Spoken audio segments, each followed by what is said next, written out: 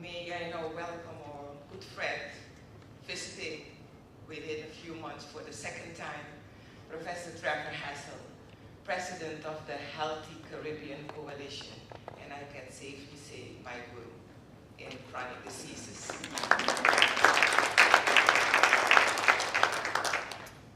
Good morning, everyone. Thank you, Madam Chair. Prime Minister, Minister of Health, Graciela, delegates, friends, volunteers, Maria Henry and her staff, the media. Firstly, let me begin by bringing greetings to you from the directors of the Healthy Caribbean Coalition. And let me begin by saying what a pleasure it is for me once again to be visiting the beautiful island of St. Maarten. You know, whenever I come to St. Maarten, I have this particular feeling. And I keep wondering, what is it? Why do I feel this way? And I think I've worked it out. It's because St. Maarten, among other things, is very close to my ancestral home, which is Sable. And I think that has something to do with it. Apart from everything else that's wonderful and beautiful about St. Maarten. You know, it was only a few months ago that I attended a conference hosted by the government and the local cancer organizations here in St. Maarten.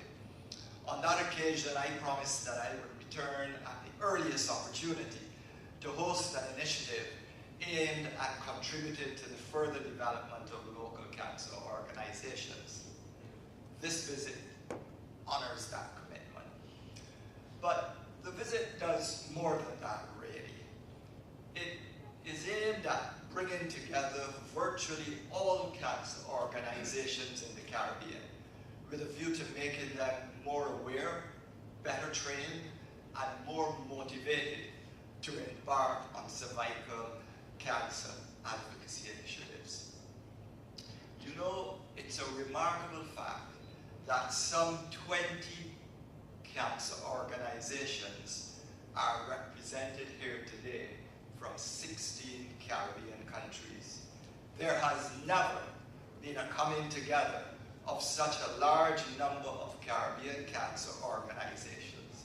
And quite frankly, I am proud as president of the Healthy Caribbean Coalition to record that the coalition has played some part in making this become a reality. But you know, workshops and events such as this are seldom achieved by a single organization.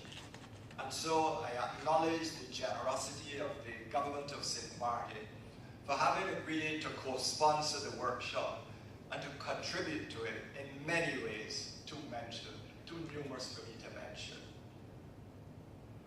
I'm looking forward very much to the welcome reception. I've been hearing that there's all kinds of special entertainment that's laid on, but I'm not going to say any more about that.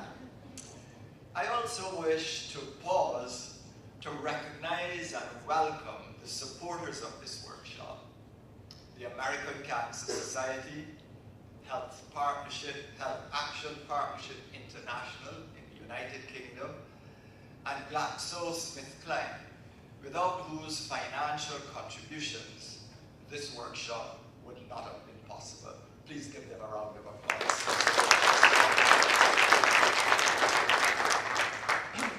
Lastly, I wish to extend a special welcome to you, the delegates.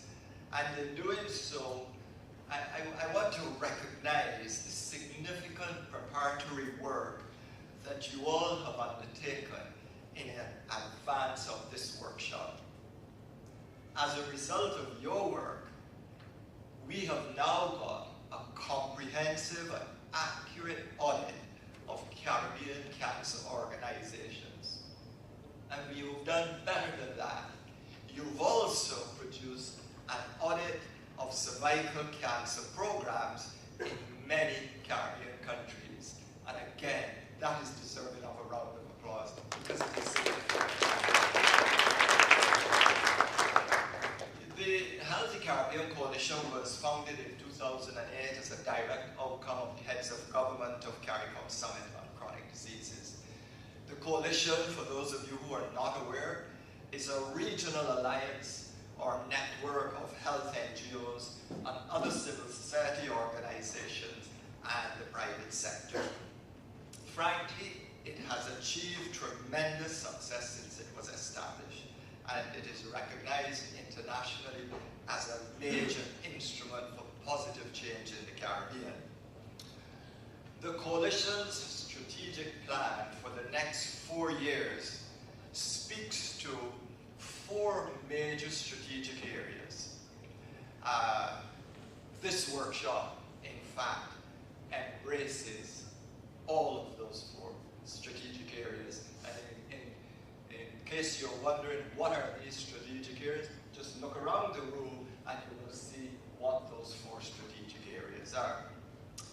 It is against this background then, and with these welcoming remarks, that I encourage, and I speak specifically to you, the delegates and participants, and I encourage you to take full opportunity and advantage provided by the workshop. Actively participate over the next 2 days. And when you actually return to your respective organizations, we encourage you to disseminate the information among your members and put it into practice, because that is, in the final analysis, what this is all about. And as has been pointed out by previous speakers, the reality is that too many of our Caribbean women are dying unnecessarily from cervical cancer. Cervical cancer, which is a condition that is entirely preventable. I repeat, it is entirely preventable. We have no excuse for being the 4th highest sub-region in the world with cervical cancer. We have no excuse for being in that situation, and we all need to do something about it. Finally, in closing, what I'd like to do is to acknowledge the leader and coordinator of this workshop, Maisha Hutton. Maisha was appointed full-time manager of the coalition just under 3 months ago.